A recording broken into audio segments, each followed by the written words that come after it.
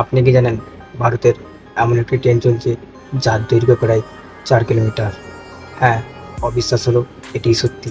2022 সালে 15ই আগস্ট ভারতীয় রেলওয়ে কর্মী একটি নতুন ট্রেনের নিয়োগ করে, যার দৈর্ঘ্য প্রায় 3.5 কিলোমিটার, যার নাম ছিল সুপার বাসুদেব এক্সপ্রেস। এই ট্রেনটি ছিল একটি মালবাহী ট্রেন। ট্রেনটিতে 295টি বাগান ছিল। এত বড় ট্রেন চালানোর জন্য এই ট্রেনটিতে 6টি ট্রেনের ইঞ্জিন ব্যবহার করা হতো এবং এই 6টি ইঞ্জিন একসাথে কাজ করে ট্রেনটিকে টেনে নিয়ে যেত।